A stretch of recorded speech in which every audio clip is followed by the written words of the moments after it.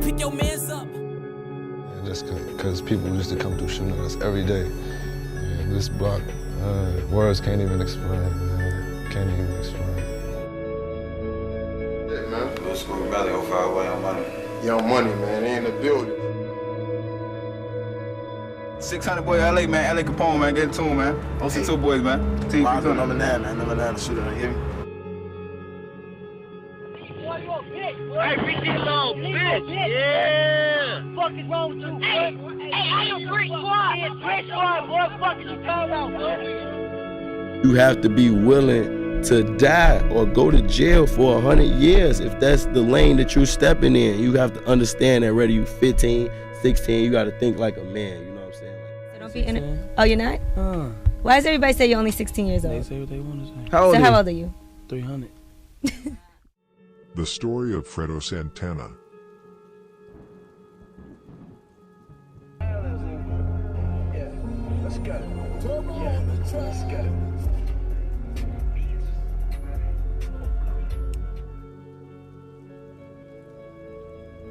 Fredo in the cut, that's a scary sight. Man, now.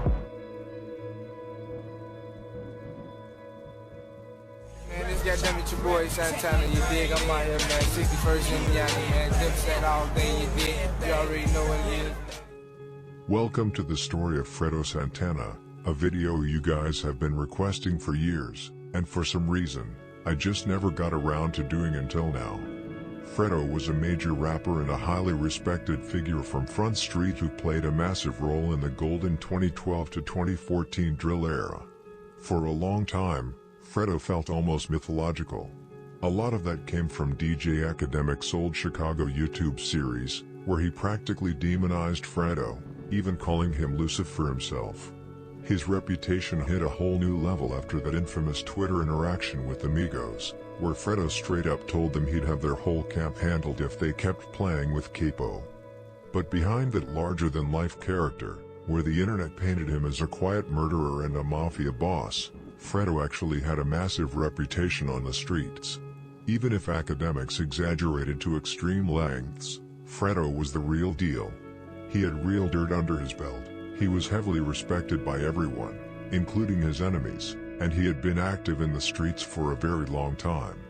On top of all that, he was a solid rapper who knew exactly how to lean into that scary, dark persona in his music, which only fueled the myth even more. Fredo is easily one of the most fascinating figures to ever come out of the Chicago scene, and I really hope you guys enjoy this story.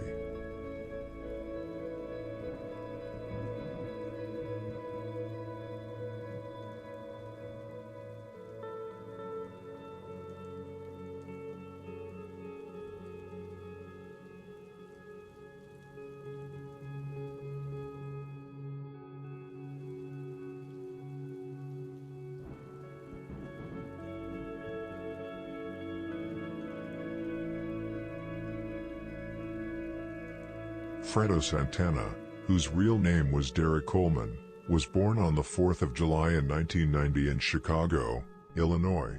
He was raised in a household dominated by the women in his family, including his mother, grandmother, great-grandmother, and aunt. While Fredo did have a few brothers, he wasn't close with all of them because 2 or 3 were from his father's side and grew up in a completely different house.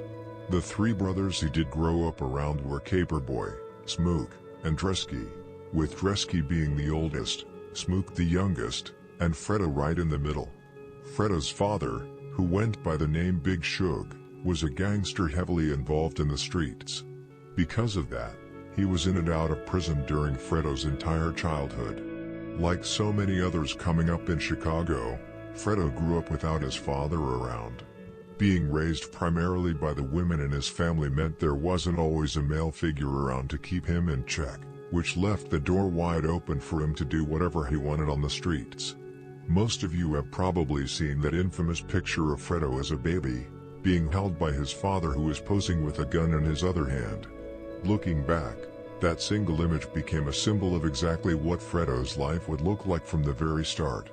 His father is still alive today, and despite being absent early on, the two had actually seemed to have a pretty decent relationship later in life. Suge tried to make up for lost time by showing up for Fredo when things got rough. For instance, once Fredo started dealing with his severe medical issues, Suge always made sure to check in on him, see how he was doing, and remind him to take his medication. While that's obviously the bare minimum a father should do, it still showed he was trying to make up for the past. Suge had 6 kids in total, 3 with Fredo's mother and 3 with another woman.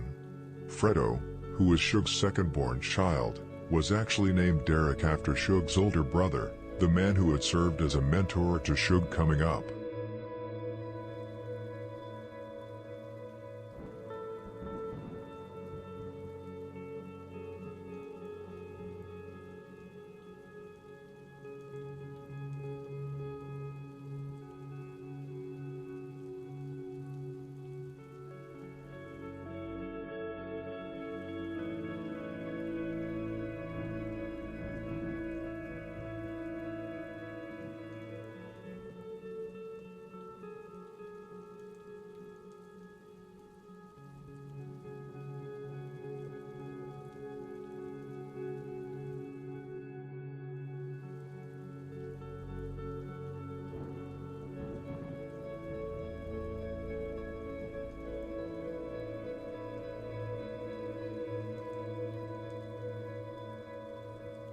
Fredo grew up right on 61st and Indiana, which is the heart of Front Street territory. As a kid, long before the street life took over, he actually loved drawing and did it all the time between the ages of 5 and 9. It was during these early childhood years that Fredo linked up with the circle of friends he'd end up rocking with for the rest of his life. They all grew up right alongside each other: Chief Keef, Lil Reese, Tato, Ballout, Capo, Lil Juice, Gino Marley, D Rose, Blood Money, E-Day, J Money, and so many others. He met them all in different ways. Some of them he knew from school, like E-Day and Lil Reese, whom he'd known since kindergarten. E-Day and Fredo used to walk home together from elementary school every day. Others were his actual family, like his cousins Chief Keef and Blood Money. The rest, like D Rose, J Money, Tato, and Gino Marley, he met just from being out in the same neighborhood. Fredo had a massive circle of friends growing up, partly because he was naturally good at building bonds with people, but also because by the time he was 13 to 14 years old, he was already the one supplying drugs to everyone in the area.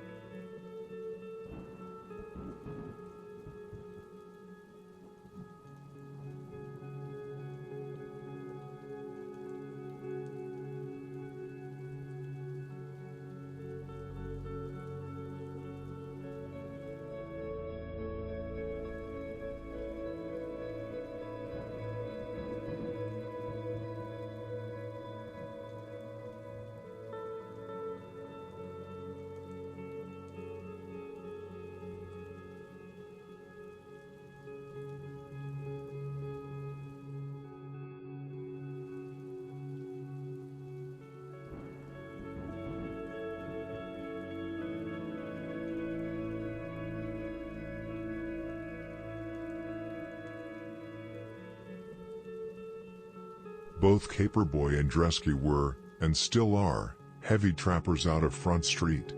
Dresky, being the oldest of the brothers, has actually been one of the main leaders of Front Street for years now. Caperboy, on the other hand, moved his operations out west and is currently trapping heavy out in LA, running up a bag. Then you have Fredo's other 2 brothers who I didn't mention by name earlier. Mari and Lilant. Neither of them really got into the violent street beefs or put in major work like that, but they're out here hustling just like the rest of their brothers. Mari is also an artist signed to Savage Squad Records, Fredo's label that is still running today and is fully kept alive by the family. Fredo's whole family is basically full of street figures, especially heavy trappers. Take his uncle from Front Street, Juglo, who is his mother's younger brother. Crazy enough, Juglo is actually 6 years younger than Fredo. Just like his nephews, Juglo is fully locked into the trapping lifestyle and has spent his fair share of time in and out of Cook County Jail over the years.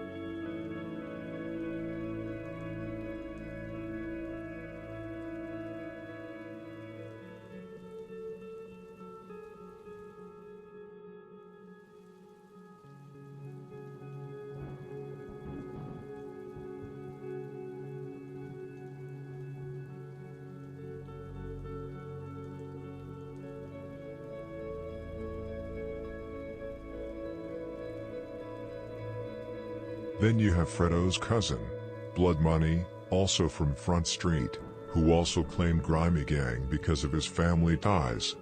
Blood Money was a real savage with a reputation for putting in heavy dirt on the streets, especially back in the early 2000s.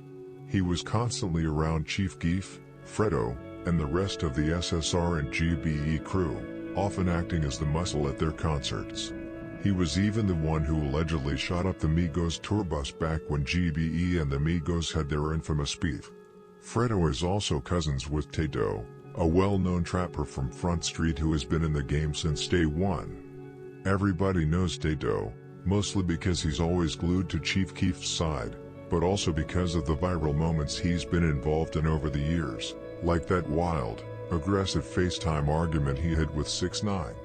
Fredo sits in that exact same category as guys like Doo-Wop and Ballout.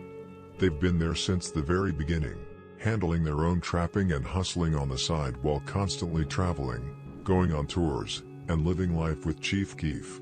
At this point, I don't think they are even dependent on Keef, or ever has been for that matter. They run up their own serious money through the streets and their own independent hustles.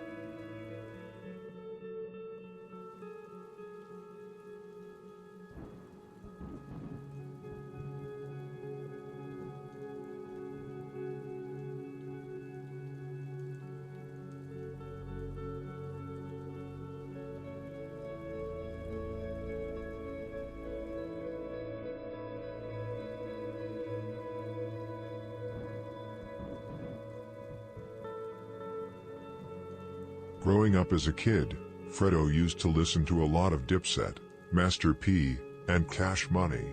Since he was a little older than some of his peers, he was heavily tapped into the whole No Limit and Cash Money eras. He was bumping all of Birdman's albums, The Big Timers, all of Lil Wayne's first projects, and Juvenile. He even watched all the No Limit movies and used to tie bandanas over his head, rapping their music in the mirror. This is actually kind of funny since Fredo eventually became known for constantly wearing a bandana, with some fans even nicknaming him Santana Bandana. In fact, he actually got the Santana part of his name from Jules Santana of Dipset, purely because he always used to wear a bandana as a kid and people used to call him Santana. The Fredo part, of course, came from the movie The Godfather. As he got a bit older and hit grammar school, he shifted his focus to 50 Cent, and by the time he got into high school, he started listening to artists like Gucci Mane. Eventually, as you all know, Fredo would stop drawing, which was his biggest interest as a kid, and instead start rapping. In an interview with Village Voice in 2013, Fredo expressed how he wasn't happy with the surroundings. His aunties and his mom and his neighbors. The community. Just the black community. The culture. How it just keeps going and keeps going. The poverty. all that. Fredo wasn't happy with any of that.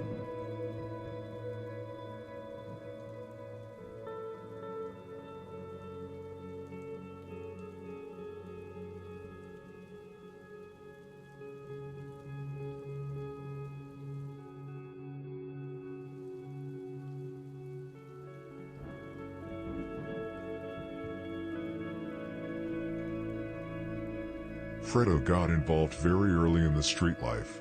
In an interview with the Village Voice, he explained that around the age of 10, he started getting angry about his situation because his mother never had any money. He remembered watching TV and seeing other kids with nice, new shoes, then looking down at his own shoes which were completely worn out and filled with holes. So around 11 or 12 years old, Fredo started selling crack to support himself. He started out as a lookout, signaling if the police or enemies were coming. He worked for the older guys in the neighborhood who were already members of FrontStreet. But as he grew up, things changed fast. By the time he was just 13 or 14 years old, Fredo was already moving like a boss. He stopped working for other people, started buying his own product wholesale together with his older brother Dresky, flipping it, and completely taking care of himself. While other kids his age were just being kids, Fredo was buying his own clothes, socks, and food, basically living the life of a grown man before he even reached his teens. Fredo openly admitted that he sold his supply to family members, their friends, and neighbors, stating, "I mean, somebody was gonna do it. Might as well keep it in the family."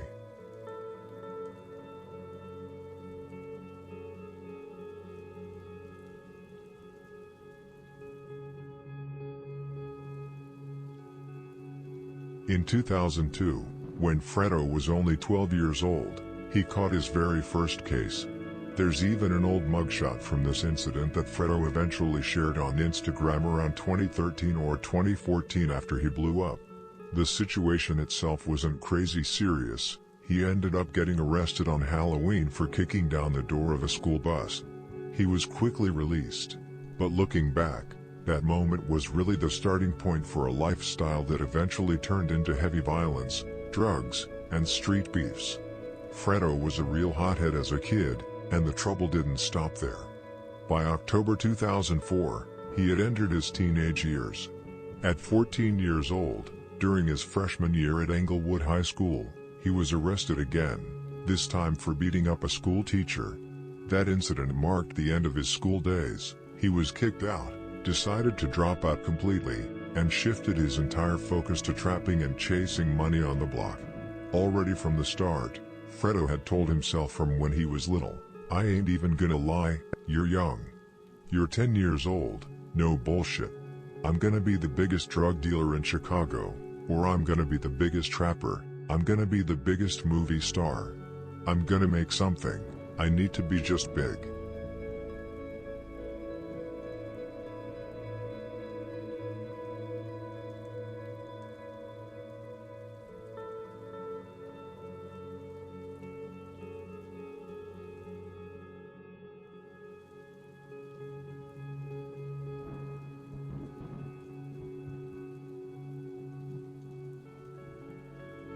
Around this time, Fredo lived on 6000 South Indiana Avenue in the Indiana Terrace Apartments. Now, that specific address technically sits right in 600's territory, but like I always say, Front Street and 600 are basically the same thing and probably always will be. There are just too many deep family connections between them for it to be any other way. They're always going to have each other's backs. Because of that, Fredo was out there hustling in both territories, and really all over Englewood. He might have started out in the beginning just selling to his own family members, but his business grew fast. By his mid-teens and moving forward, he was setting up shop and dealing across the entire Washington Park, Englewood, and Greater Grand Crossing areas. Around this time, Fredo actually used to sell drugs right out of Chief Keef's grandma's house. That house was located right in Front Street, which is where Sosa originally came from, not Parkway Garden. It's also inside that exact house where you find the legendary Trap House wall, completely covered in tags and graffiti from all the different members who were coming up in the scene back then. Sosa and Fredo were incredibly tight, which makes sense since they were first cousins. They really started hanging out heavy in the late 2000s as Chief Keef started spending more and more time out in the streets. Since Keef is 5 years younger than Fredo, it took a little while for them to fully link up on that level. But once Sosa was out there, Fredo was right there with him. Fredo actually mentioned in an interview that they eventually became inseparable, creating a perfect trade-off. Keef was the one who showed Fredo the ropes when it came to rapping and how the music side worked, while Fredo showed Keef how to move and navigate the streets.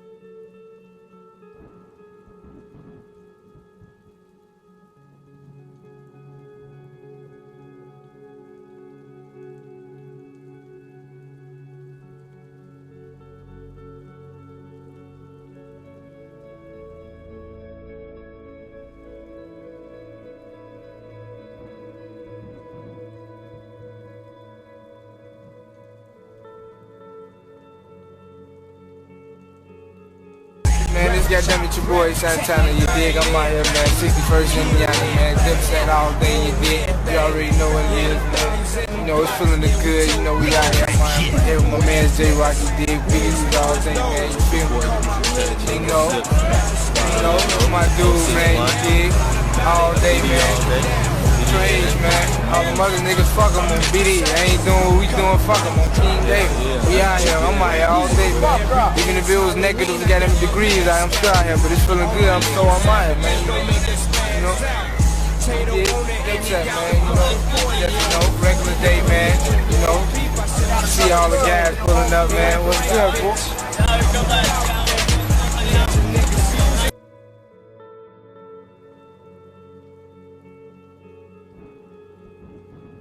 Okay, now we've gone over a bit of Fredo's childhood, his family, how he grew up, and a bit of his early criminal life.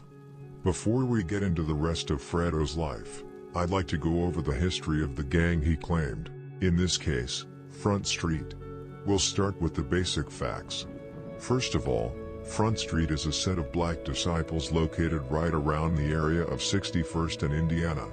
Their territory ranges from 61st to 63rd, and from Michigan to Prairie.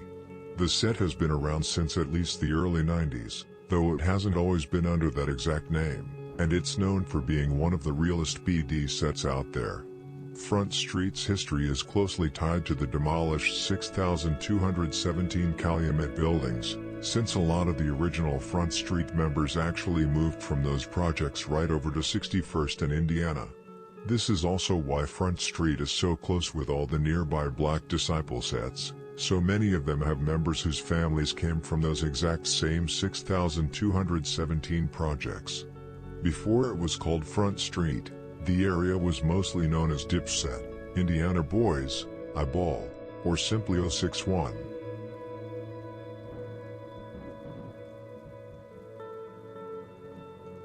Motherfucking street sign, nigga. 061 Indiana, nigga. Front Street, nigga. We rockin' with the niggas, man. GB the We out here, man. GB, man. We out here, man. On the block, man. Everyday shit, man. GB, man. We in the streets, man. Front Street, man. See what the fuck we came to, in the man. building, got MOM, money on make KD Mingles in this bitch. Two ass better than one, my nigga Tone ain't here. We out here, man. Live from the front, man.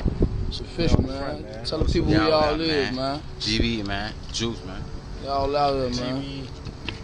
We actually, you know what I'm saying, we right here, you know what I'm saying, in the streets with the real gorillas, with the niggas who grew up with everybody, you know what I'm saying? Yeah. Like we in the hard right now, you know what I'm saying? This is where the movement started at, right?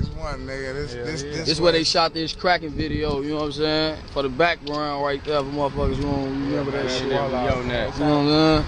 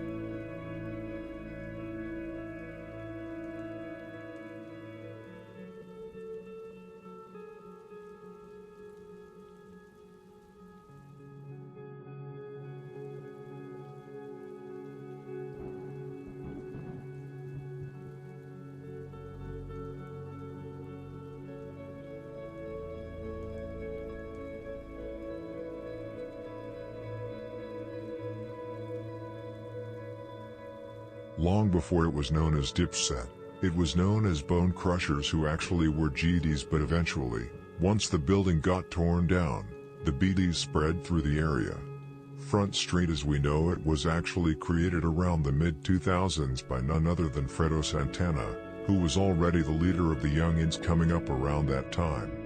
He came up with the name Front Street because they were completely surrounded by GDs.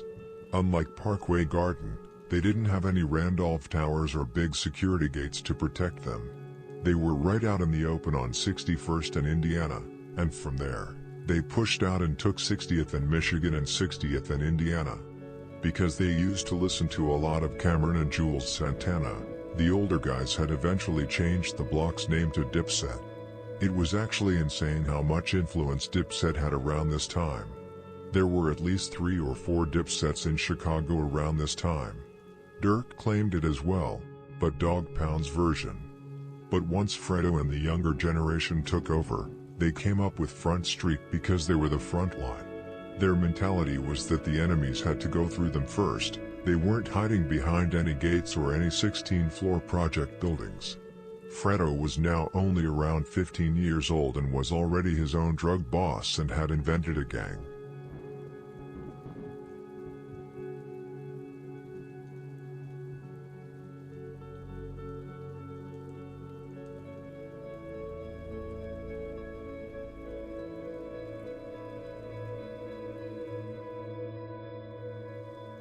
Some of the big-name members around this time, besides Fredo, were of course his cousin Blood Money, but also older figures like Merc D, also known as Max, from Dipset/Front Street.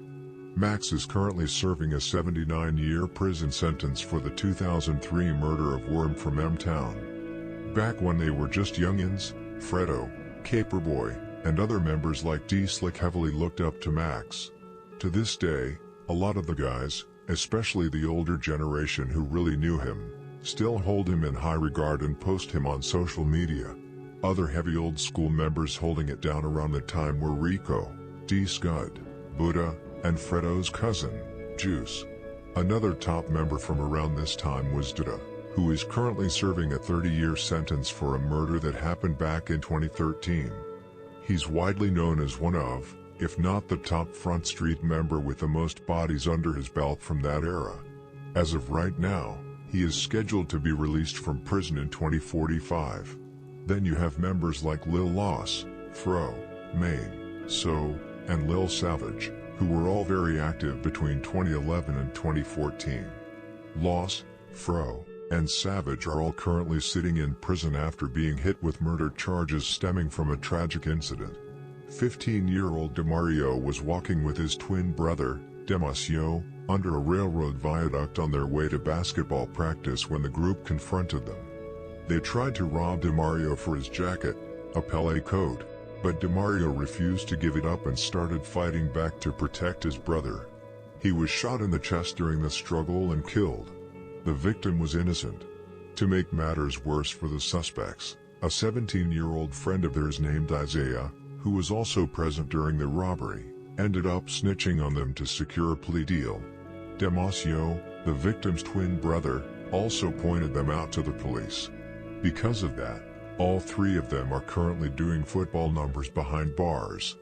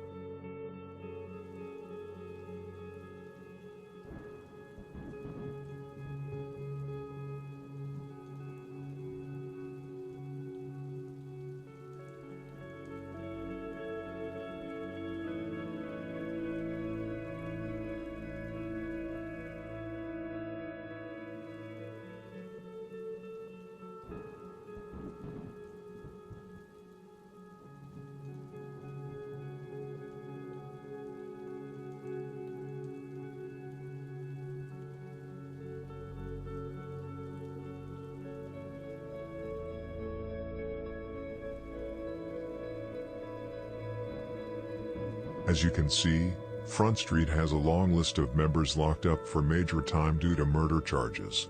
Just a few years ago, another member added his name to that list, Jay Wheel. He was hit with murder charges after killing his own lifelong friend's 12-year-old brother back in January 2022. Earlier that day, Jay Wheel had been kicked out of his girlfriend's home, so he went over to stay with the victim's older brother. While he was there, Jay Wheel was chilling in a back bedroom with a 12-year-old, who was sitting on a bed playing video games right next to his 13-year-old sister. Jay Wheel started video calling his girlfriend while flexing and holding a handgun with an extended magazine. During the call, the little brother started teasing Jay Wheel about his girlfriend, which Jay Wheel didn't take kindly to. He pointed the gun at the 12-year-old.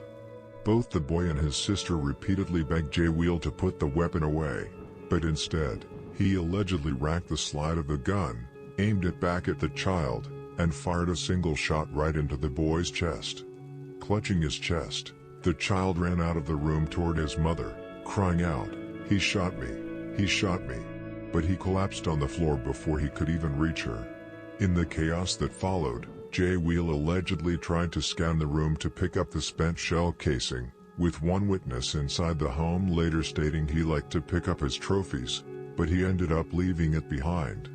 Panic must have set in, because he fled the home in such a rush that he left behind his jacket, his phone, and even one of his shoes. Jay Wheel was eventually tracked down and arrested about a month later. He is still locked up inside Cook County Jail, being held without bond while he awaits his trial.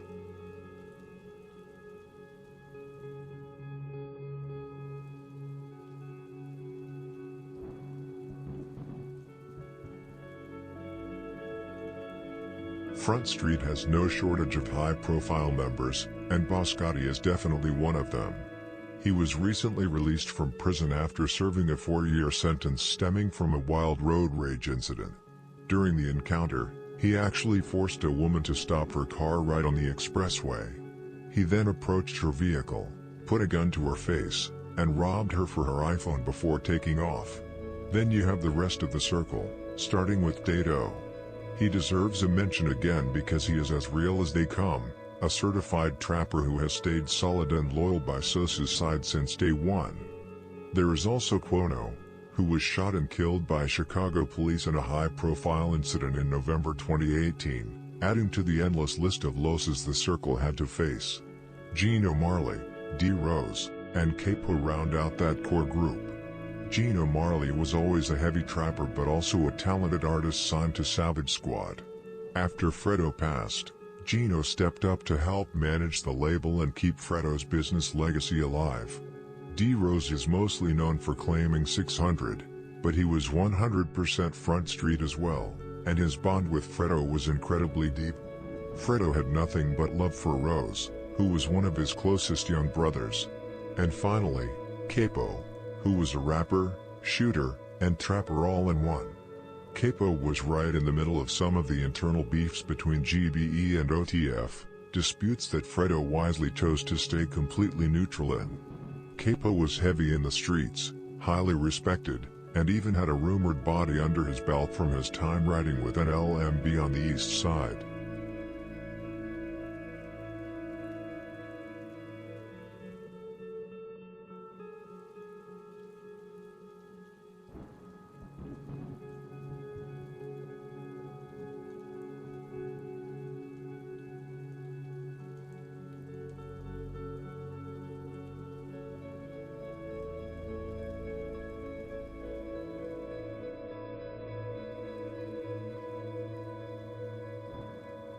FrontStreet has lost a lot of members over the years, not necessarily more than any other set, but still a significant amount, especially depending on how far back you count. If we start around 2002, right when Fredo first started selling crack, the losses began hitting close to home. It started with Boss Gene from Dipset/Eyeball, who was one of the biggest trappers on FrontStreet at the time. Fredo and his brothers heavily looked up to him. In fact, it was under Boss Gene that Fredo got his start in the streets, working as a lookout. Because of that, Fredo and Caperboy knew him very well. By all accounts, Boss Gene was getting crazy money. Caperboy even told a story about going over to Gene's house and seeing his bed completely covered in $100 bills. Gene dropped some knowledge on him that day, telling him that all the money he was looking at could disappear even faster than he made it if he didn't do the right thing with it. Since there are no news articles available from back then, it remains unknown exactly how Gene passed away, whether it was a homicide, an illness, or drug-related.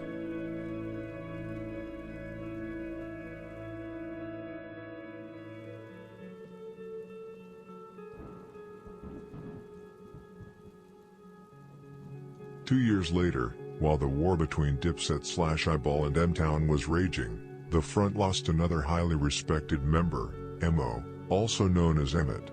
He was killed by two gangster disciples named Said G and Lil Joe. Mo actually knew both of them, and they had a history of personal beef where Mo would bully them, leading to constant arguments between him and Said G. Things finally boiled over when Said G and Lil Joe followed Mo into an alley and shot him multiple times in the head. While it's a bit unclear, both shooters were likely members of either M-Town or Von World. Mo was deeply respected on the block and was someone the younger guys, including Fredo, looked up to. 3 years after that, on April 19, 2007, Front Street lost another beloved figure, K-Killa. He was gunned down inside his apartment on the 3800 block of S. King Drive by a guy named Diesco, though it's unclear what specifics said Diesco claimed. K-Killa was incredibly tight with Fredo. You could honestly say that K-Killa was Fredo's first real loss when it came to losing a truly close, personal friend to gun violence. The impact he left was massive. Caperboy even stated that everything they do out there, they do it for K-Killa.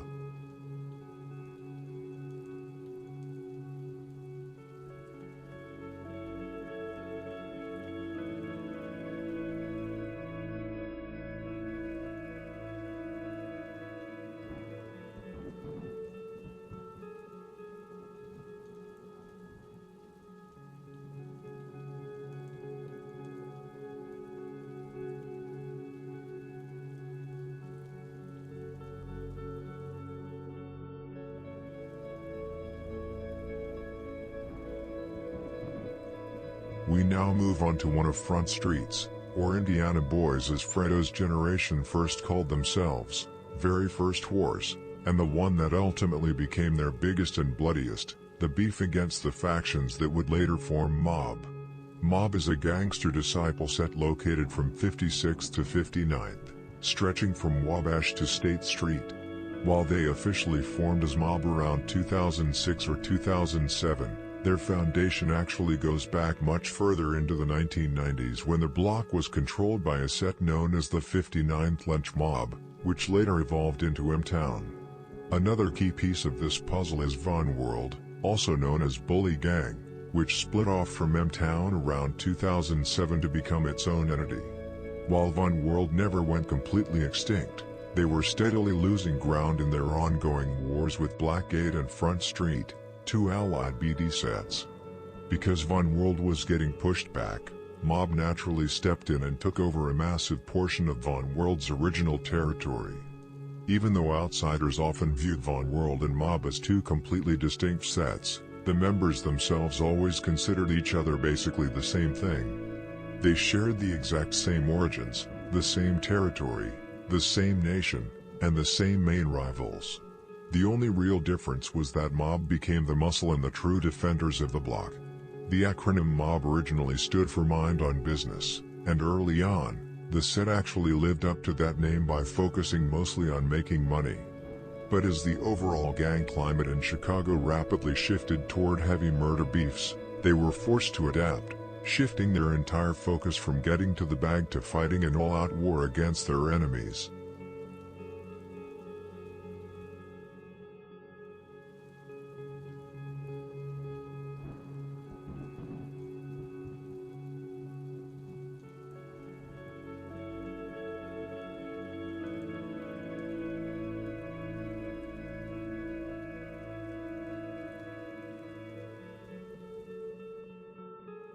As mentioned, Mob originally came from a larger set called Mugtown, or M-Town, which started out in the project buildings on 51st and Calumet.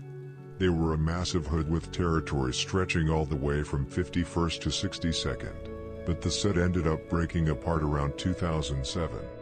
That was when the younger generation stepped up to create Mob.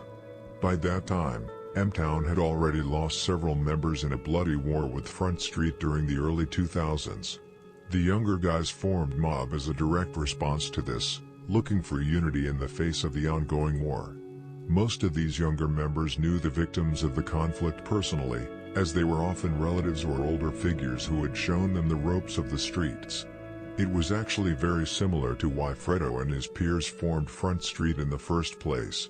The beef between M-Town and FrontStreet goes back a very long time, but it's actually one of the few wars on the south side that was fought strictly over money and territory, rather than over a girl or some other petty drama. The war originally kicked off when M-Town started trapping right on FrontStreet's turf. This led to an M-Town member getting robbed, and they quickly struck back by shooting one of the guys from FrontStreet. Back then, M-Town had a reputation as a snake set that was constantly turning on other alliances and backdooring people, much like how A800 is viewed today.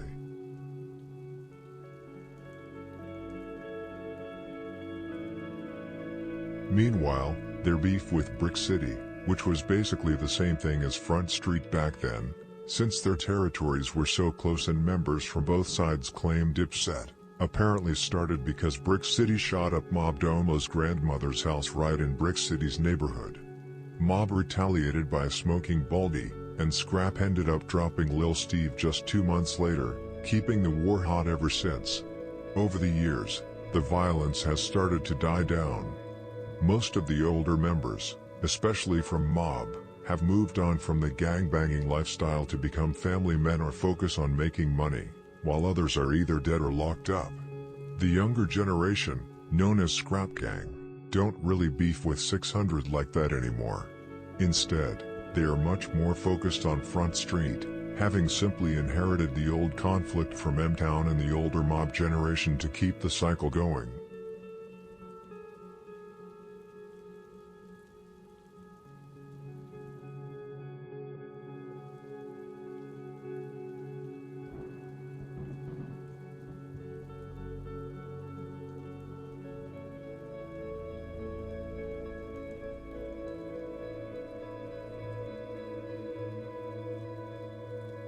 As I mentioned earlier in the video, FrontStreet and 600 have a very close relationship, and for the most part, they always have each other's back, even against Parkway.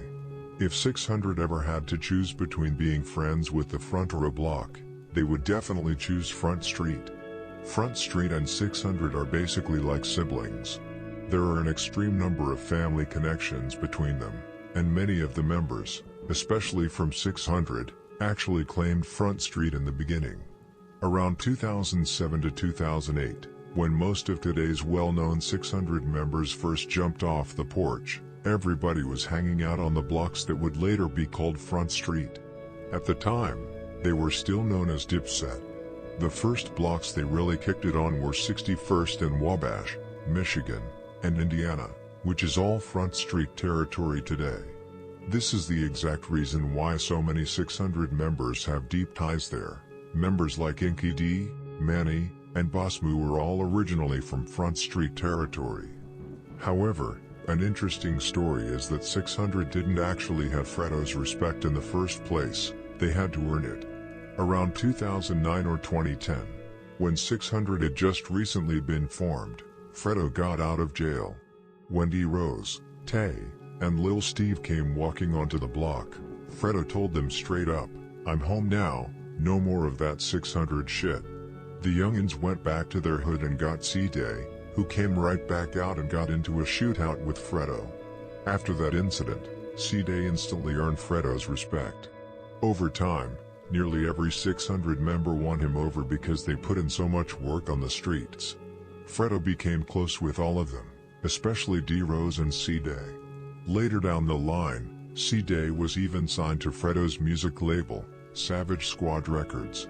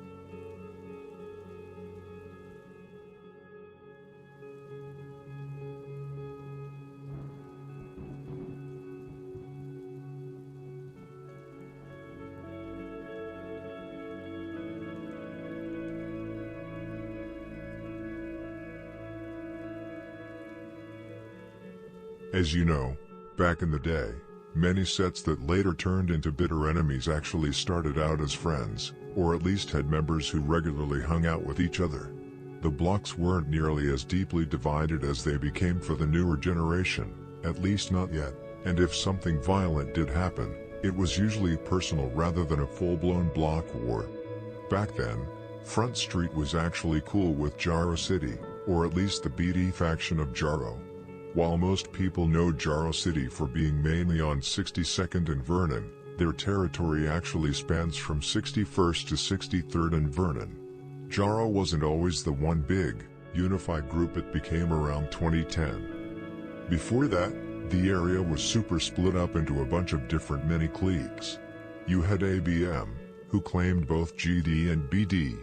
Then there was Darkside, which Worm was a part of, and they strictly claimed BD. There was Cobb, who were GDs, and the Outlaws, who were Outlaw GDs. You also had BSG, who were GDs, alongside a few looser groups that started claiming Hottie World after Hottie was killed by Brick City back in September 2008. This heavy mix is the exact reason why different Jaro members claimed entirely different nations, like Motor and Skinny claiming BD, or Trell claiming Cobb. Out of all those old mini cliques, Cobb and ABM are pretty much the only ones left that members still claim today.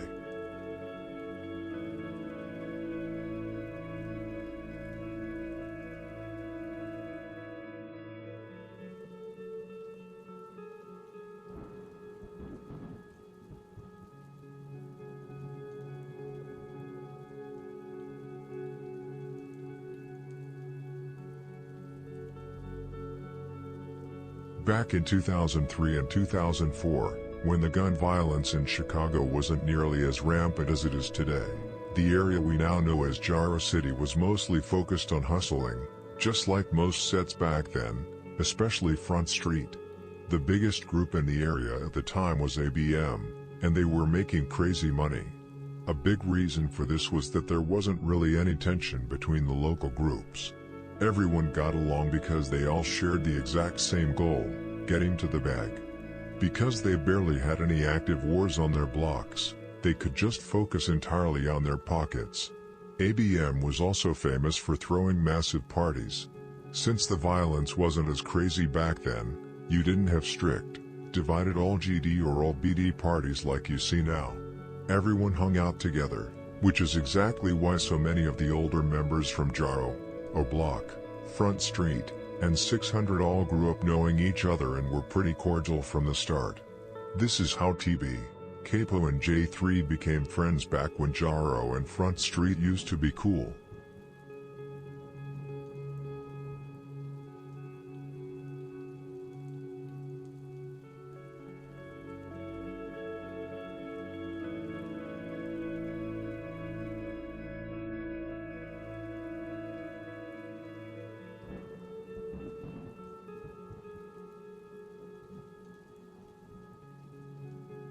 But things eventually started to go left because some of the parties ABM and the other groups threw would attract guys from outside sets who already had deep beef, like Pocket Town and the Circuit City Gangsters. Because of that, fights and robberies started breaking out at the events. Like always in Chicago, you eventually have to pick a side. Wars were already jumping off over on the east side where the Pocket and the Circs were at. And since ABM had a lot of East Side affiliates and friends on both sides of that beef, they were getting dragged right into the middle of it. By extension, that tension spilled over to the rest of Jaro and the surrounding sets, including Front Street. However, the real shift wasn't just because the Pocket and the Circs were beefing. It was simply because these boys were getting older. Once they grew up, new issues naturally caused serious friction. You had guys fighting in school between different blocks, fighting over territory, and fighting over what specific areas they were allowed to deal drugs in. All of this combined is what ultimately led to the deadly wars we know today. Front Street and Jaro City began fighting early on over where to draw the gang lines. Fredo, being one of the biggest and most ambitious drug dealers in the area for Front Street, was highly involved in this conflict. In the end, that fight for drug dealing turf would actually lead to Fredo catching a body on Jaro City. Before those tensions took over, FrontStreet was actually cool with Gyro City, and the two sets even used to trap together right on 61st and King Drive. But in the end, as the overall friction and violence in the area continued to rise, the lines were drawn, the money-making spirit fell apart, and ultimately everyone was forced to pick a side.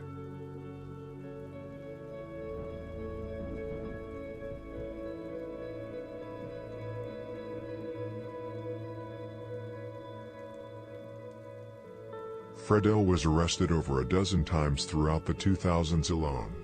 While it's difficult to pull records from before he turned 18, once he hit adulthood in 2008, his rap sheet paints a very clear picture.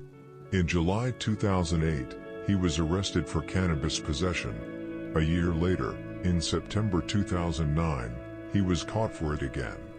A month after that, in early October, he was locked up yet again for marijuana, followed by another arrest in November on an outstanding warrant, and another one a month after that.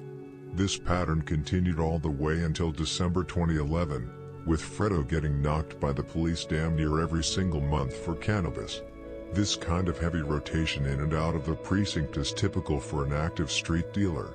It brings to mind what Lil Bibby once mentioned about his own time dealing on the east side, claiming he had been arrested over 60 times. For someone constantly holding down a block, getting arrested that frequently was just considered part of the game.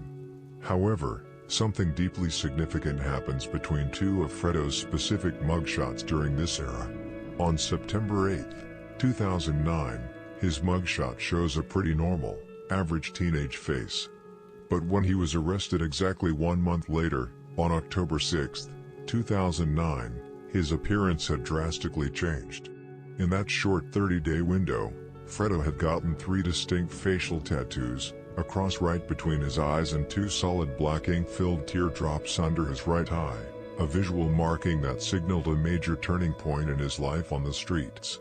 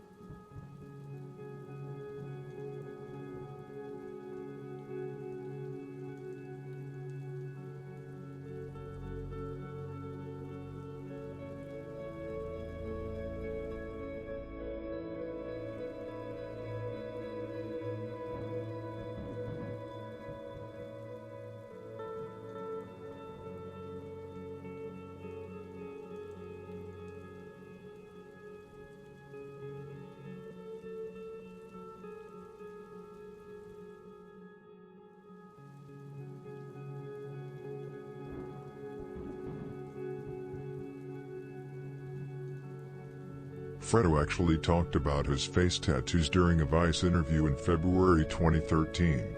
When the interviewer asked when he started getting inked and what his very first tattoo was, Fredo pointed to his face and said, my first tattoo was this right on my face. When I turned 17.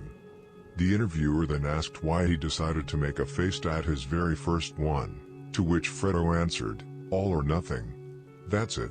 When asked what the significance of the cross on his forehead was, he simply replied, God you know. However, the official mugshots show a completely different timeline. It is hard to say if he was just high, got his age wrong, or meant a different tattoo entirely, though he didn't seem to have any others at the time, making the mix-up even more confusing. We know for a fact that he got them in 2009 when he was 19 years old. In his mugshot from September 8, 2009, his face is entirely clear, there is no cross on his forehead and no teardrops under his eye. But when he was arrested just 1 month later, on October 6, 2009, his appearance had drastically changed. Within that short 30-day window, Fredo had gotten the cross right between his eyes and the 2 solid black teardrops under his right eye. Looking at those 2 photos side by side, you can literally see the change in him. He went from looking like an average teenager to someone who had completely transitioned into the savage and scary-looking Fredo we all got to know.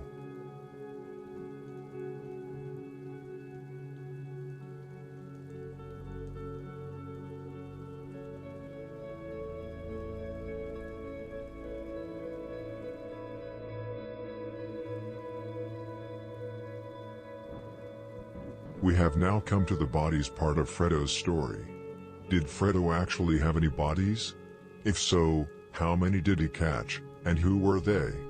The truth is, it is very hard to say for sure, and there is a massive amount of speculation out there about who he may have killed. This is a tough list to put together. I even contacted a good number of people while researching this, but absolutely no one wants to name any specific names. What I do know is that Fredo reportedly had 2 bodies under his belt. One of them was on Jaro City, which he allegedly caught together with Republican from FrontStreet, most likely back in 2009. The other one is an unknown body, but it is also rumored to have happened somewhere between 2007 and 2009.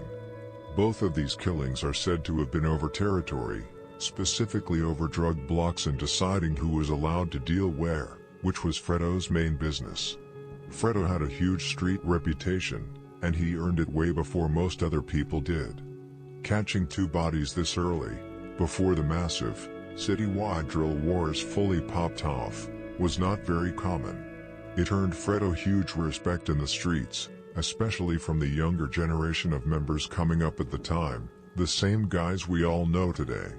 Aside from those 2, Fredo was involved in plenty of other shootings and was never scared to slide. But he did it smart. He didn't brag about his dirt, and he always had a real, business-oriented reason for pulling the trigger rather than just shooting people randomly for internet fame. He did what he had to do to protect his drug business. What I also know is that he did not have a body on neither M-Town, Mob or Von World. They confirmed it for me.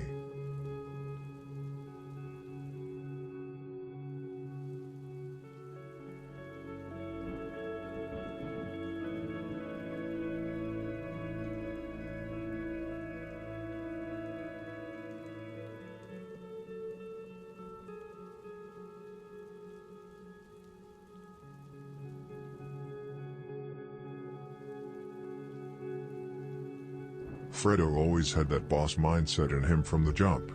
He wanted to be a kingpin with guys under him handling the dirty work. So, pretty early on, he started getting younger shooters to do hits for him instead of doing them himself. He had already proved himself in the streets, and he loved the idea of being a moneymaker and a boss way more than just being a shooter. I hope you guys aren't disappointed with this answer. I really tried my best to dig up the truth. But if you are a member or just someone who genuinely knows the details, hit me up and message me on Instagram.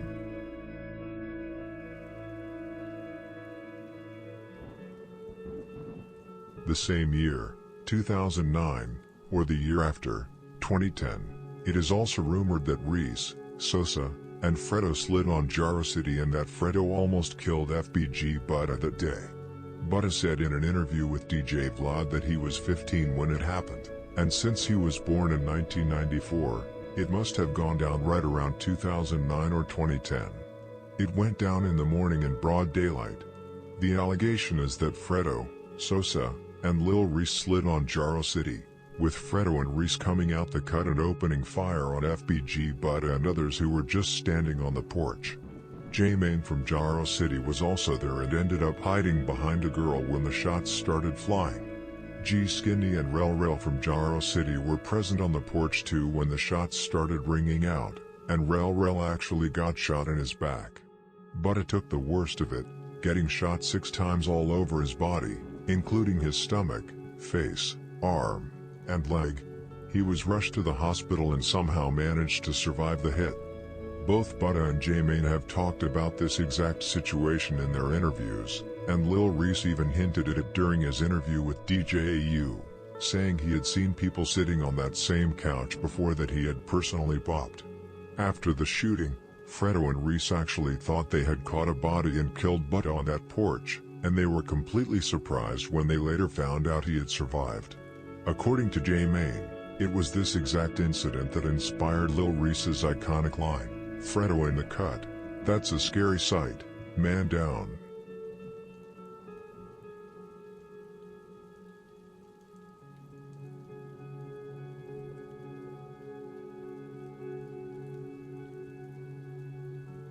As we talked about earlier, Fredo had already lost friends, or rather, older mentors, who had died early in Dipset/Eyeballs conflicts with various individuals and gangs. Now entering the 2010s, a younger generation under Fredo was beginning to wreak havoc, and the golden drill music era was on the way. The dynamics of gang wars and the different cliques were forever changing, which also meant that bodies were about to drop and friends would be lost. Fredo started the 2010s by getting arrested multiple times. In 2010, he was arrested 5 times in total, one of which was for unlawful use of a weapon, a charge he caught in late September 2010. He was released pretty quickly but was arrested again just a month later, in November, and charged with soliciting unlawful business. In July 2011, Fredo lost 2 of his closest friends, Dart and Baldy. Dart was a member of ABM/Mob 079 who was gunned down with multiple shots in the 5700 block of South Emerald Avenue. The ones who killed him were DJ and Kakai, both from Mo/No Love City. Dart was a massive target, mainly because he was a highly successful trapper who made a lot of money, living up to the ABM name, which stands for All About Money. Dart often hung out in Lamron, Front Street, and Week City territory, and he was close with everybody. In fact, he was especially tight with Fredo, Lil Reese, and Chief Keef. Dart Gang was created in his honor, a name that Keef, Fredo, and several others got tattooed on their bodies. They also mentioned his name in several of their songs.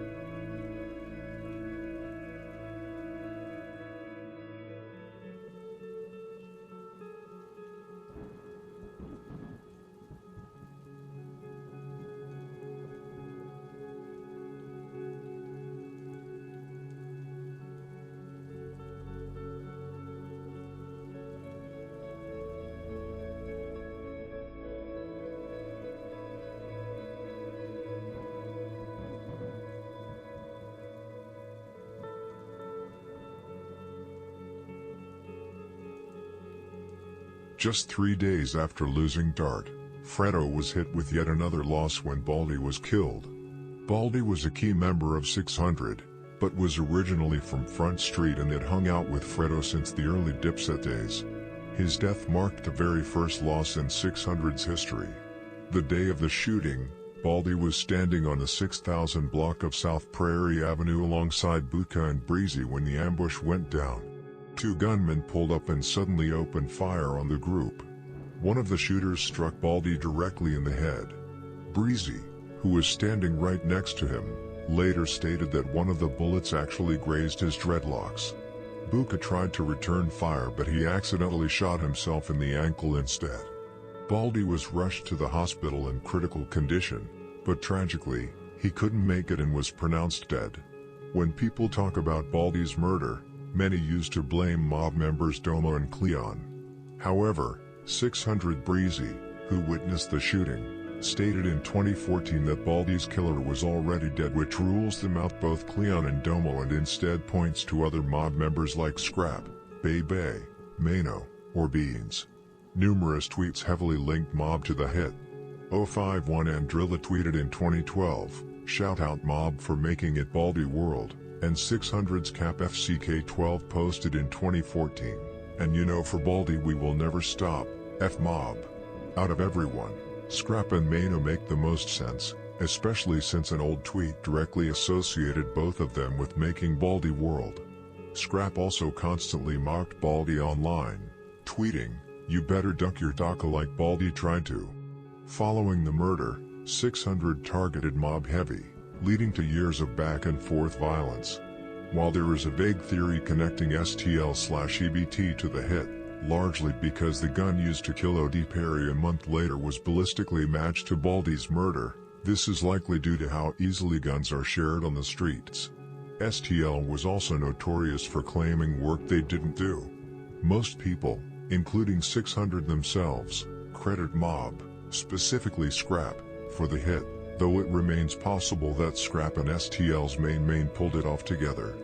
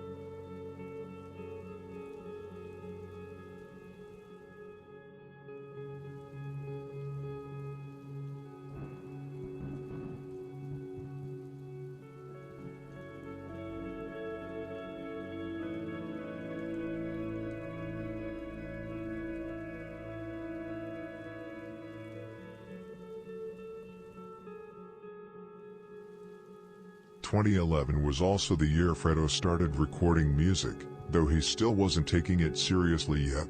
His mind was always on the money, so he was constantly looking for any way to get it.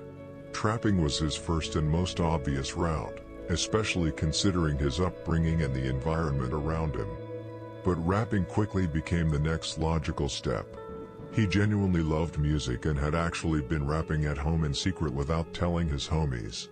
Plus, he saw Keef, Lil Reese, Lil Durk, the whole 600, Boss Top, and everyone else starting to jump on this brand new drill wave. The stage was laid out perfectly for Fredo, who already had the street reputation and the exact image the music industry would gravitate toward. In September 2011, Fredo dropped his very first song and music video, which featured his younger cousin, Chief Keef, right before Keef was about to completely take off. The song and video were produced and shot by DJ Ken, a legendary figure in the early drill scene. Ken's fingerprints were all over the foundation of Chicago drill. He produced Bang, shot the iconic 300 video, and captured a ton of those raw, low-budget videos right before GBE exploded in 2012. Years later, in a 2018 interview, Ken looked back on how he first met Fredo and what their friendship was like. He recalled that when he first came around, they were all just badass kids from Chicago. Keef and the rest of the crew were younger, but Fredo was only about 16. Even at that age, they had already stopped going to school and were living the lives of grown men. They didn't have any big homies running things, they were their own men, outside holding down the block for the entire first year Ken knew them.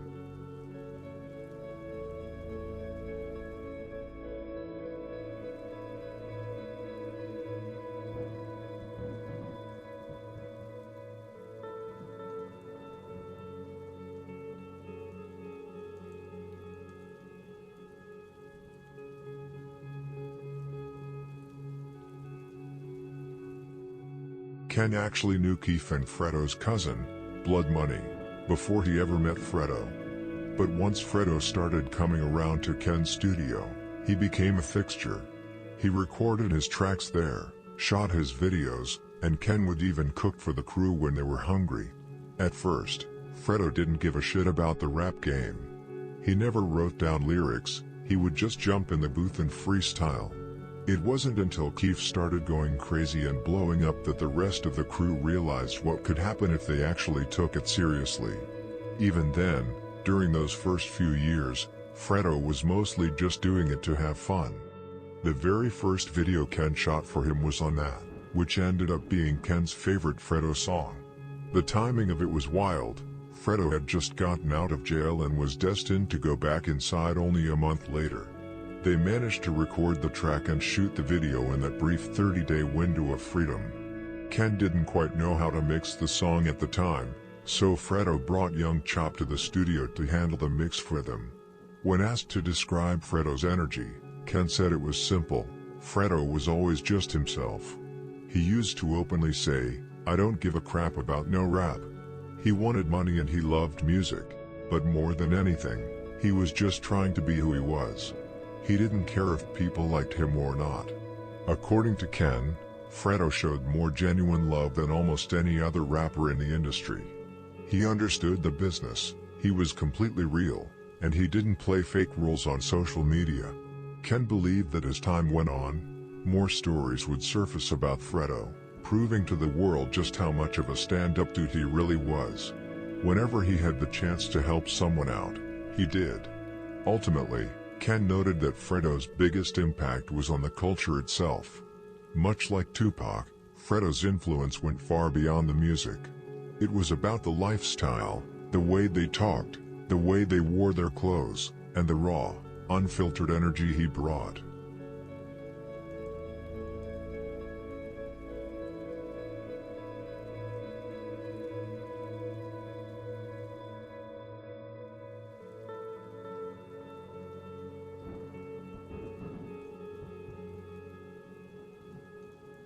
Just like DJ Ken said, Fredo didn't have much time to enjoy the release of On That. Exactly a month after shooting the video, he got knocked again, this time on a heavy gun possession charge. It was during this exact arrest that the police took what is easily one of the top 5 most iconic mugshots in rap history. That photo is legendary. It's the raw stare, the dark, cold eyes looking straight through the lens, and those face tattoos on full display. It captured the absolute essence of the early Chicago drill scene in a single frame. Honestly, it is a shocker he never used it as an official album cover, because it had that perfect, menacing aesthetic. Instead, the internet and the media ran with it. That mugshot ended up plastered all over hip-hop blogs, news articles, and magazines like XXL and Complex whenever they wrote about the rise of Chirac. It became a viral symbol of the streets, with fans putting it on bootleg t-shirts, using it as profile pictures, and cementing Fredo's status as the ultimate boogeyman of drill before he even dropped a full mixtape.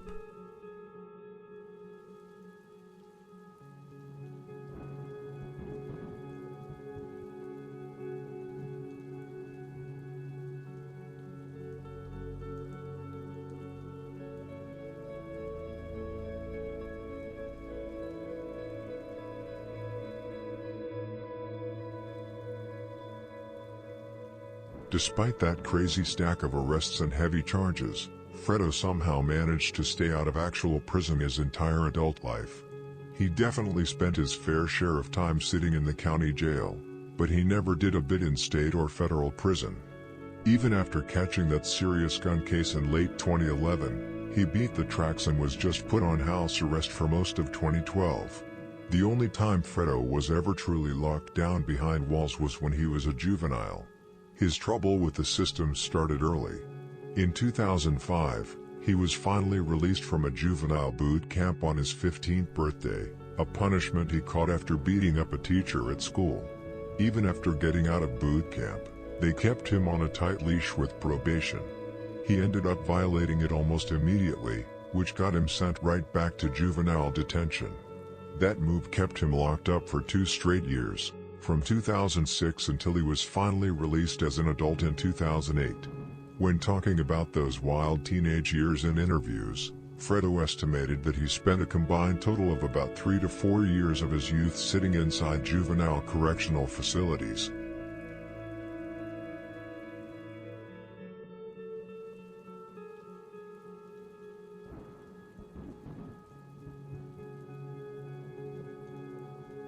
In 2012, Fredo actually started going crazy with the music. He dropped his first mixtape in September 2012, which was called It's a Scary Sight and included several bangers such as Beef, Wild Dudes, and My Dudes. The tape featured Sosa, Reese, Dirk, Gino Marley, Herb, Ballout, and SD, basically his exact circle of friends. The mixtape went crazy and many of the songs became instant classics and stacked a crazy amount of views on YouTube, with most of them sitting at several millions of views today. This whole year was wild. The GBE/OTF drill era in 2012 was actually legendary. Everybody was together and they all did it together. They capitalized off each other and everybody took off at the same time. March 2012 was also when Lil Reese rapped the iconic line, "Fredo in the cut." That's a scary sight in the legendary song I Don't Like with Chief Keef, which is easily a top 3 drill song of all time and completely put Chicago drill on the map. And keep in mind, Fredo was actually locked up and on house arrest for much of 2012, which makes it even more impressive how hard he went music-wise. By the end of 2012, Fredo had established his own distinct brand as the grit and muscle of GBE, laying the groundwork for Savage Squad Records. He didn't transition out of being a feared FrontStreet figure, he just used that exact street status to build his rap brand. The way Chirac drill rap took off in 2012 should actually be mentioned as one of the biggest events in rap history books. It completely changed the rap industry, the culture, the clothing, the music videos, the beats, the lyrics, literally everything. It has inspired so many of the biggest artists in the rap game today that you can't even count them all. And Fredo was definitely a huge part of that whole movement, and just that alone makes him a legend.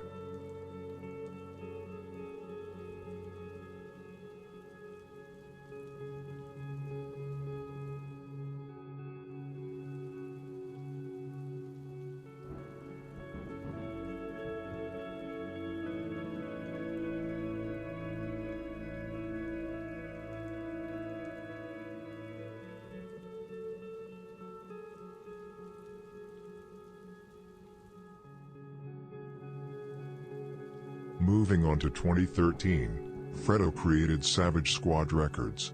Even though he was already established as a massive pillar of Glory Boys Entertainment, serving as the co-CEO alongside his cousin Chief Keef, Fredo wanted to build something entirely his own.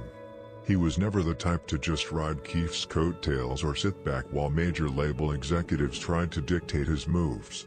In fact, his involvement in GBE was always more about being the muscle, the brains, and the big brother who kept the peace and protected the brand. While Keef was the creative star of GBE, Fredo was the respected authority figure that everyone in the camp looked up to. But when GBE struck its major deal with Interscope, Fredo decided to carve out his own lane to maintain absolute independence and creative control. He famously took to Twitter to declare, "I'm the CEO of my own record label Savage Squad Records. I don't need no help. I do this shit on my own." The birth of SSR wasn't just about music, either. Fredo used the label as a flagship brand, launching an independent clothing line alongside it. It gave him the perfect platform to release his debut studio album, Trappin' Ain't Dead, in late 2013. Even while staying deeply involved with GBE and supporting his brothers, setting up Savage Squad secured Fredo's own path to the bag. It proved to the world that he wasn't just a street legend, but a real deal businessman who understood the hustle from every single angle.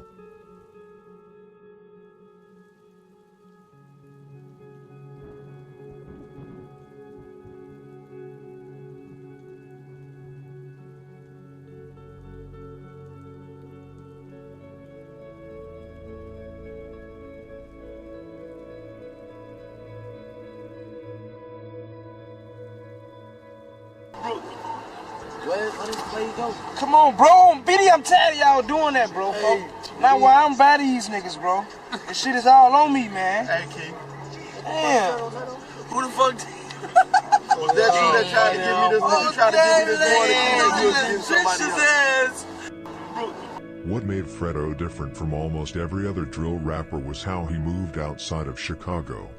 He wasn't just a local block star, He had massive respect from the biggest names in the industry because he was as real as it gets. He didn't play industry games, these dudes came to him. For example, he tapped in with Drake, who was a fan of the scene, and tapped in with Fredo on a personal level, even casting him as the main villain in his 2013 Hold On, We're Going Home music video. Then you had Kendrick Lamar, who almost never did random features, hopping on Fredo's track Jealous for Trappin' Ain't Dead because he respected Fredo's authenticity. Fredo also locked in heavy with the South. He naturally clicked with Gucci Mane over their shared trapping backgrounds, linking up for tracks like Jug House and Play With Yo Children. Future tapped in early too, jumping on the track On Hell for Fredo's Walking Dead tape. He even bridged the gap with completely different lanes in rap. Wiz Khalifa loved Fredo's energy, hopping on Beat Shit Up and the Ring Bells remix, and casually throwing Fredo in his music videos. Right before his passing, Fredo also tapped in with Kodak Black while Kodak was bubbling out of Florida, locking in for the 2017 track High Off Gunpowder with Chief Keef. Fredo managed to bridge the gap between the raw streets of Chicago and the absolute peak of the music industry. He could stand next to a global pop star, a lyrical genius, or a trap pioneer, and he never changed how he carried himself, and that's exactly why everyone respected him.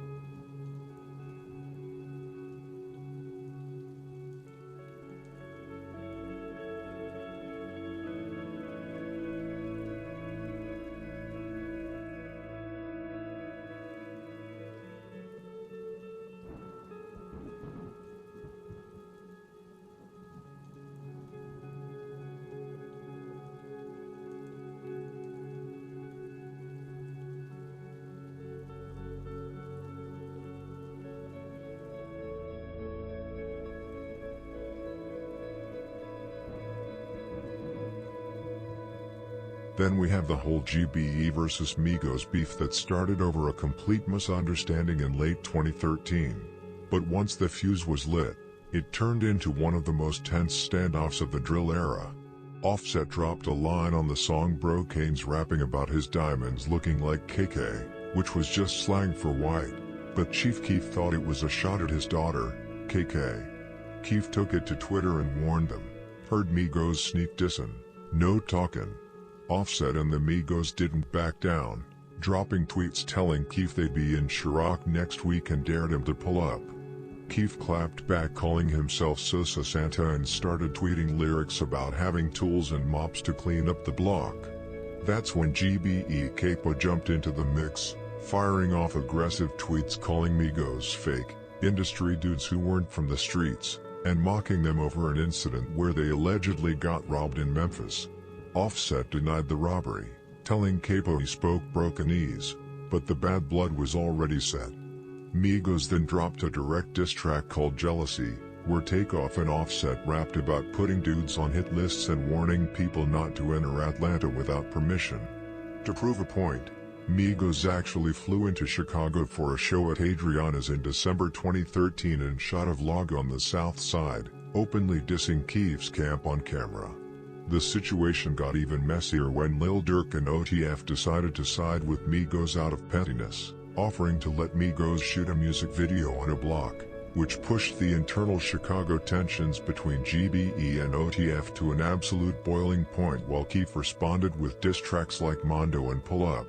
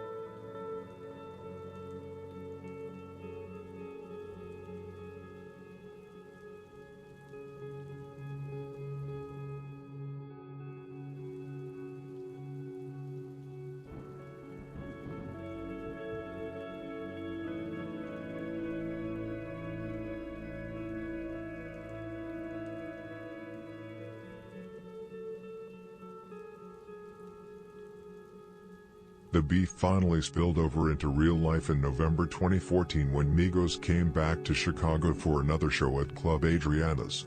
The next day, they ran into GBE Capo, who was by himself. A massive altercation broke out, and Capo later exposed them on Twitter, revealing that Migos had a 20-man entourage with them to crowd a single man, and that they only turned their cameras on to record after the actual fighting stopped. This was the exact moment Fredo entered the chat, and his involvement completely changed the dynamic of the beef. Fredo was actually out in LA at the time, but as the big homie of GBE, his word carried absolute weight. He hopped on Twitter and dropped what became some of the most infamous, terrifying threats in rap history. "I'm in LA, but stop playing with Capo on BD before I get you all whole camp killed. Facts. My word is law, so don't test it. I will do the time for it too. On BD, this goes for any rap dude, y'all will die playing with me, and I'll go to jail without care." Migos tried to play it cool, tweeting back, "Dude's hard on the web, Peter Parker," but Fredo shut them down with one final line, "I'm hard in real life too, check my field record." This wasn't just typical internet rap tough talk, and Migos knew it. They were fully aware of Fredo's industry connections, the fact that he was personally locked in with giants like Drake, Kendrick Lamar, and Future. Fredo was universally loved and respected by the biggest players in the music business, which gave him leverage. But combined with his street record and his promise that he would happily go back to jail to handle business, it put a very real fear in people. Shortly after this exchange, Quavo got his chain violently snatched by a local gang in DC, and so posted a picture of the stolen chain on Instagram with the caption, "What's this?"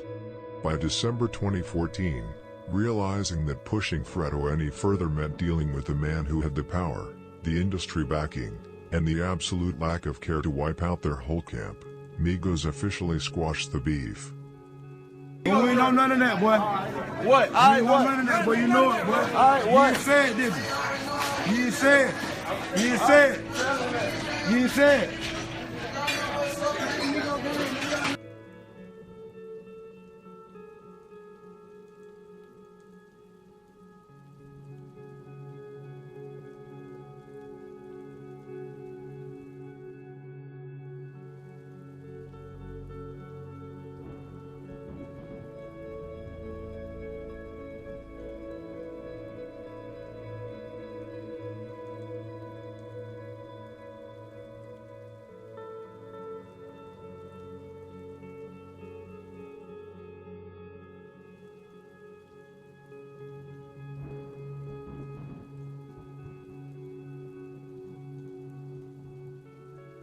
When DJ Academics was coming up on YouTube with his The War in Chirac series, he played a massive role in building the terrifying mythos around Fredo Santana.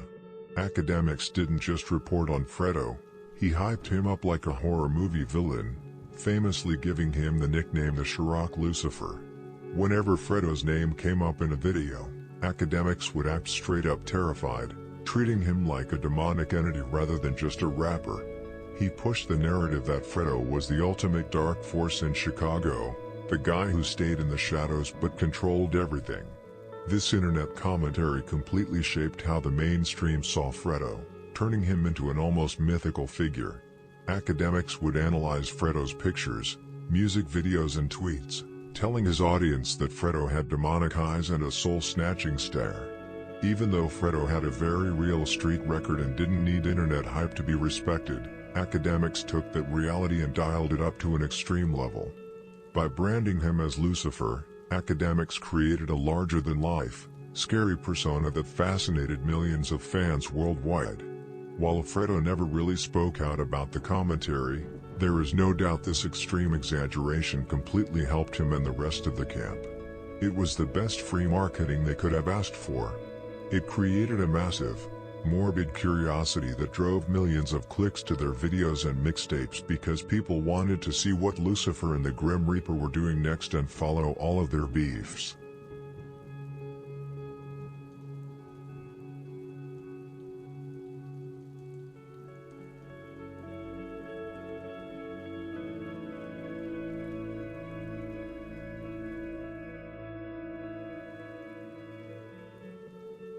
The year took a devastating toll on Fredo Santana's mental health, sending him into a deep depression fueled by intense trauma and heavy drug abuse. In April, he lost his older cousin and close confidant, Blood Money, who was brutally gunned down. The shooting took place near his childhood home at 56th and Elizabeth Streets. The scene was so chaotic that police ran out of traditional yellow evidence markers and had to resort to using white index cards to mark the massive trail of shell casings littering the pavement. Blood Money was struck multiple times across his body, while his 33-year-old cousin, T-Man, was shot in the stomach. Both were rushed to the hospital, but while T-Man fortunately survived, Blood Money was pronounced dead at Strodger Hospital. While internet rumors and fan theories have falsely pinned the murder on rivals like Scrap and Bebe from Mob, or even pointed toward King Von and T-Roy, the reality was far more personal. Blood Money was actually killed by an older member of Grimy Gang, the very same set he was affiliated with, in a backdoor situation over money. His loss left a massive void in the camp. Blood Money was widely respected in the streets with alleged bodies under his belt, including Lemo from Mugtown back in 2005, and another hit he allegedly caught in broad daylight alongside Trey Savage. He, T-Roy, and Trey Savage essentially served as the frontline muscle for Glow Gang. Losing someone so close to him in a backdoor setup completely broke Fredo. The heartbreak and loss from the betrayal gave him severe trauma, and to cope with the pain, he began heavily abusing drugs, specifically lean, more than he ever had before. This marked the beginning of a dark downward spiral that would eventually lead to his death. It should also be added that a few months before losing Blood Money, Fredo had also lost J Money as well, who was very close to him.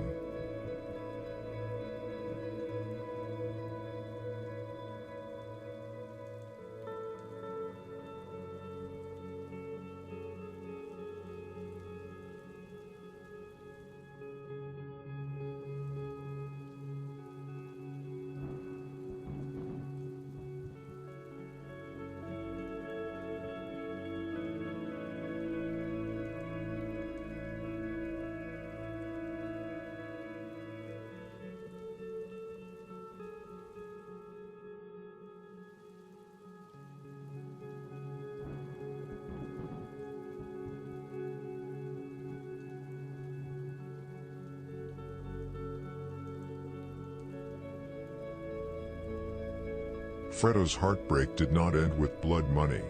In July 2015, FrontStreet and NLMB suffered another devastating blow when GBE Capo, Fredo's close friend since the mid-2000s, was gunned down at just 22 years old.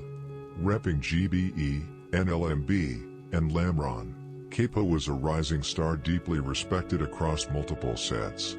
His murder didn't stem from Southside conflicts, but rather East Side retaliation against NLMB for the earlier deaths of B.O., Lil C, and Lil Joe. Rumors claim Capo mocked B.O. right before his death, though no online evidence exists. Ironically, G Herbo had been walking with Capo earlier that very day. On July 11th, around 1:40 p.m., Capo was standing outside on the 7700 block of South Kingston Avenue when a red Toyota Avalon pulled up and opened fire, striking him in the back and hip. He collapsed in a pool of blood while bystanders desperately tried to save him, a heartbreaking moment captured in a graphic viral video. The tragedy worsened minutes later during the police chase.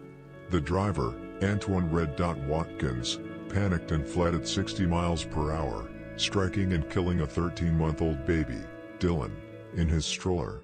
Watkins was only sentenced to 8 years for Dylan's death and served just 5 before parole.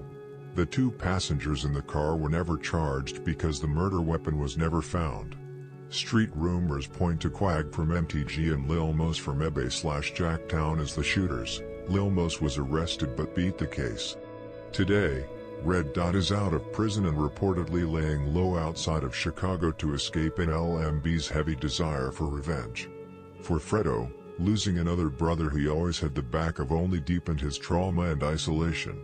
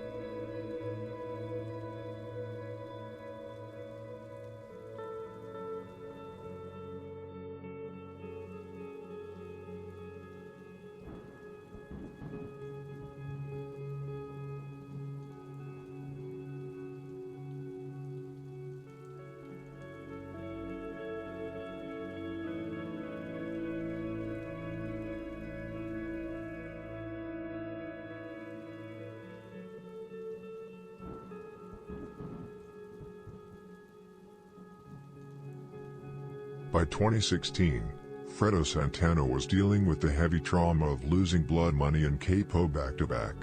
To cope with the stress and PTSD, he was using lean and Xanax daily, but he remained functional and kept his career moving forward. He didn't let the drugs slow down his hustle or ruin his public image.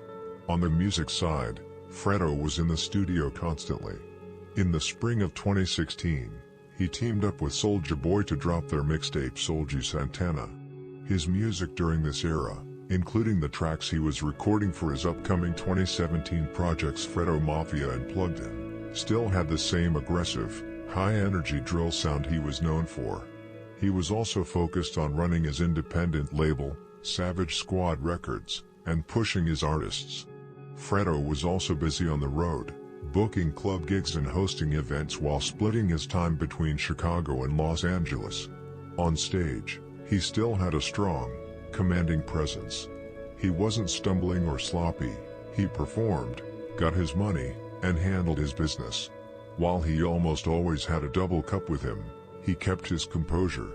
The real issue was what the daily drug use was doing to his body behind the scenes. Because he was so functional and could handle his business, he was able to maintain a heavy, daily lean habit to numb his mental pain without it immediately messing up his life. But while he looked and acted normal, the constant drug use was quietly damaging his kidneys and liver, setting up the severe health emergencies that would land him in the hospital the following year.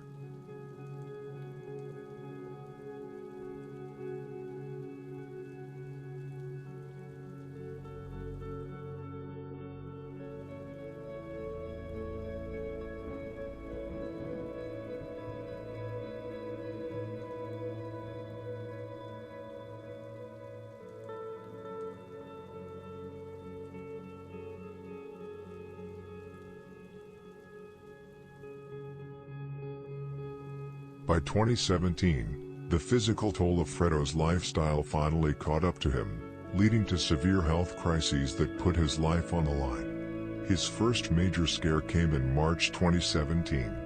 Fredo suffered a massive seizure and was rushed to the hospital. The medical emergency forced him to put his career on pause, including postponing his highly anticipated collaborative project with Chief Keef, Turbo Bandana. The news of his seizure shook the rap community, and fans and fellow artists flooded social media, sending their prayers and well wishes for his recovery. Though he got back on his feet and managed to drop Fredo Mafia and Plugged In later that year, he was still quietly battling his addiction. By October 2017, his body couldn't take it anymore. He was rushed to the hospital a second time, where doctors diagnosed him with acute kidney and liver failure, a direct result of his years of heavy lean use. During the Scrim's second hospital stint in October, XXXTentacion came to visit him. X, who had a lot of respect for Fredo and the Chicago drill movement, sat by his bedside to show support. Fredo shared a photo of them together in the hospital room, which quickly went viral. X encouraged Fredo to beat the addiction and get clean, and the two even talked about collaborating on music once Fredo recovered. Seeing how close he had come to death, Fredo publicly opened up about his situation on social media. He warned his fans about the dangers of lean, admitted he was using it to cope with PTSD, and expressed a genuine desire to go to rehab and help kids going through the same struggles. Sadly, while the support and prayers from his friends and fans gave him hope, his organs had already suffered severe, irreversible damage.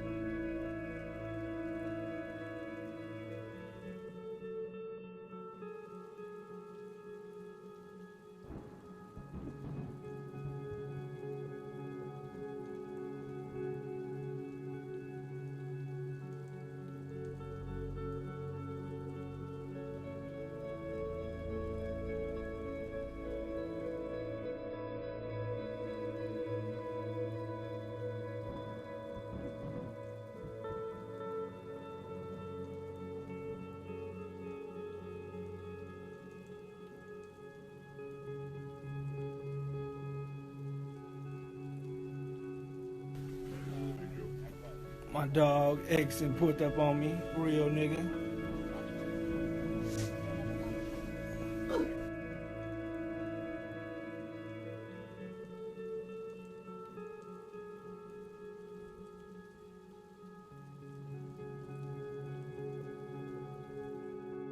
On the evening of January 19, 2018, at around 11:30 p.m., Fredo Santana was found unresponsive at his home in the Reseda neighborhood of Los Angeles. He was discovered on the floor by his girlfriend and was pronounced dead at the scene shortly after. He was only 27 years old, leaving behind his infant son, Legend, who had been born just 7 months prior. The news of his death hit the rap world immediately, and it was initially reported that he passed away from a fatal seizure or liver and kidney failure, given his severe health issues from the previous year. Months later, in August 2018, the official autopsy report from the Los Angeles County Medical Examiner was released, clarifying the exact physical factors that led to his death. The coroner ruled that cardiovascular disease was the primary cause of death, with idiopathic epilepsy listed as a major contributing factor. According to the medical report, Fredo had developed this seizure disorder shortly after he quit using Xanax 8 months before his passing. He had been prescribed the anti-seizure medication Keppra, but he was still experiencing cluster seizures on a monthly basis. The autopsy noted that Fredo had not sought medical intervention after these recent seizure episodes. His death devastated the Chicago rap scene and the wider hip-hop community. Close friends and rappers like Chief Keef, Ball Out, Tato, G Herbo, Lil Reese, Lil Durk, Drake, ASAP Rocky, Travis Scott and many others publicly shared their grief, with Keef's family expressing that Keef was completely distraught and that the two cousins had major plans for the future.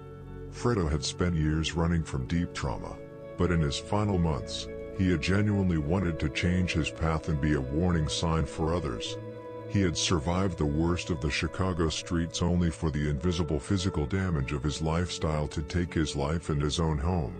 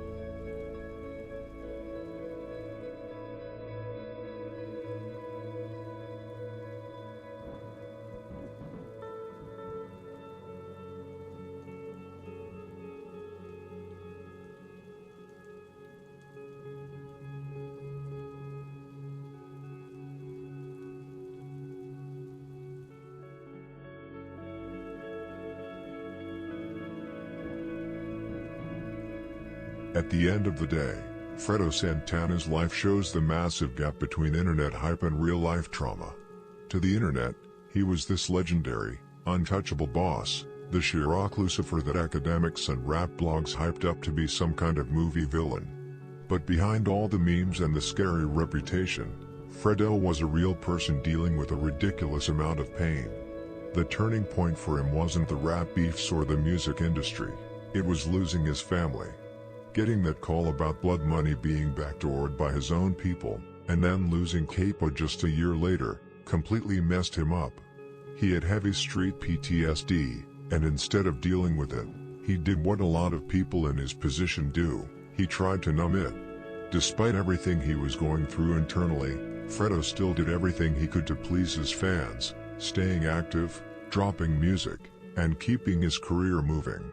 Those who actually knew him behind closed doors described him as a genuinely nice, down-to-earth, and very warm person. But you can't get too sweet with his legacy, either. He was still a real street figure who had reportedly killed people and shot people. It's a crazy tragedy when you think about it.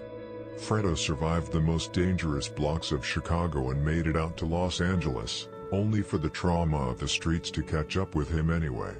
He tried to turn things around at the end, warning kids about the drugs and trying to get clean. But the physical damage was already done. He didn't die from a bullet, he died in his own home because his body just couldn't carry the weight of everything he had lived through. Rest in peace, Fredo.